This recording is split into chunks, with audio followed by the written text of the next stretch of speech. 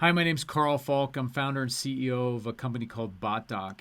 And before COVID, right as COVID shutdown was happening in 2020, we saw a lot of things starting to happen with our existing client base and new clients. Demand for software, our software that allowed them as a company to be remote, secure, and also a convenient solution for their customers. And what was interesting is we found some trends that we saw. Again, existing clients and new clients, and the demand for our software skyrocketed over the last couple of months. And it allowed us to kind of conceptualize what was happening and seeing what we saw before COVID, during COVID, and now as everyone's kind of transitioning back to a little bit more of a normal environment, what we saw, the demand for companies, what was happening. So I kind of want to put together this quick video today, just kind of telling everybody about some of the trends we're seeing. So before COVID, we had a customer base, and this is globally, and it's really industry agnostic, financial, healthcare, retail, etc. So this is kind of just a generic look. But we saw a customer that demanded convenience. And this has really changed over the last handful of years, especially with like Amazon becoming very popular. And in fact, here, this quote, Gardner says that 89% of companies compete primarily on the basis of customer experience. Furthermore, it actually goes on to talk about, more so than the cost of the product that they're purchasing. And I think I know myself, sometimes I will buy something off of Amazon not because it's necessarily the cheapest thing, but because I know the experience is going to be quick. I don't have to put in a credit card. I know they're going to tell me along the way exactly when I'm receiving the item, etc. So I think that stands pretty true with a lot of the consumers in America today.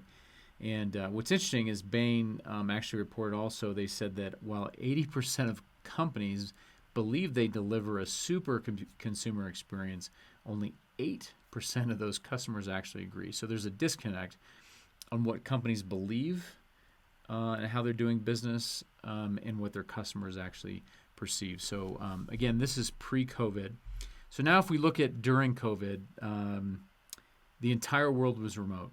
We had a customer base that was in their house, and we had an employee base that was in their house.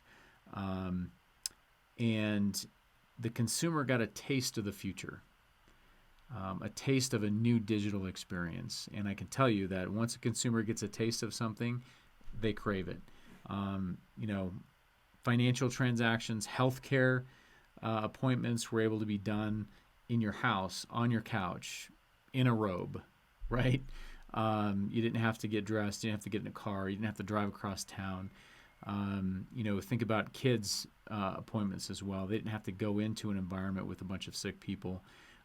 Financial transactions were being able to be done remote. So this consumer today got a taste of this new future, and they're not going to give it up.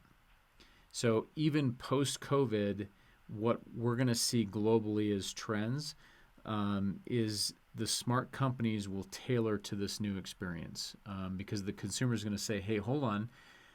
During COVID, I didn't have to come into your office and I could still do business. Why can't we do it like that now?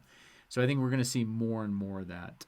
Education is going to be an interesting dynamic. CPAs, accountants, government transactions, DMV. I think we're going to see a lot of things fundamentally change after COVID. Now, the interesting thing is, and a lot of people weren't thinking about this, but as the entire world goes remote, it creates an interesting environment for cyber criminals. And we talked about cybercrime for a long time. Obviously, we're a cybersecurity company. And, the fact that cybercrime is going to cost the world $6 trillion annually by next year, that's great. Really can't conceptualize what those numbers mean. But the quotes that really hit home for me was cybercrime is now the greatest transfer of economic wealth in the history of the world. And the fact that it's now more profitable than all the illegal drug trade combined. That kind of concept blew my mind. And the fact that, during, and this is even before COVID, during the COVID shutdown, with the entire world being remote, the FBI reported cyber attacks up over 400%. And I think that that's only going to trend up as the world becomes more and more remote. So, if we look at trends, we have a customer base that craves convenience before COVID. We have a customer that already craved convenience. They got a taste of an even better digital future.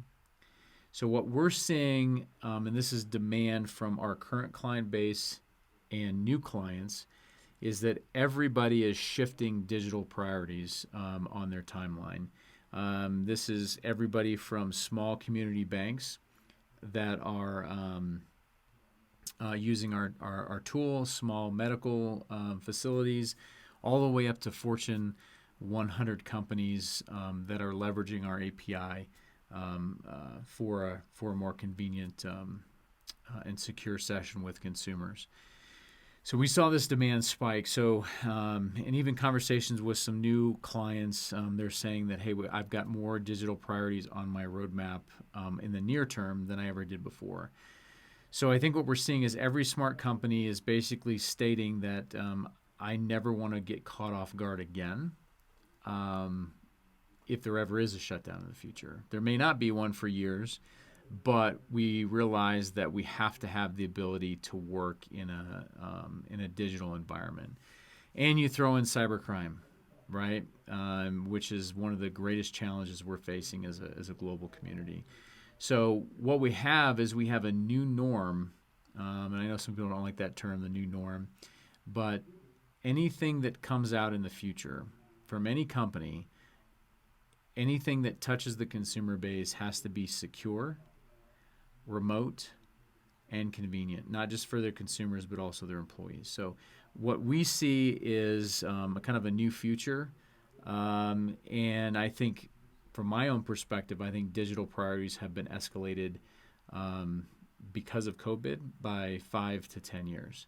I think we're going to see a huge new digital age come out of this, where a lot of things that we took for granted of, having to always get in the car and go do things, we're going to see a lot of I think we're going to see new capabilities arise. We're going to see new businesses arise, and we're going to see older, archaic processes be broke down even faster. So, again, perspective from our world, what we're seeing from existing and new clients. I just kind of want to share it with everybody today because I think any company that is currently trying to figure this out, the true goal is, how do I transact business digitally just as if the person was sitting across the table from me? I think that is the ultimate challenge that every company needs to face. And I know it's one of the reasons we exist and what we're helping companies figure out. So anyway, my name is Karl Falk, founder and CEO of BotDoc. Thanks for listening. Just want to share a little bit of our world with you. Thanks.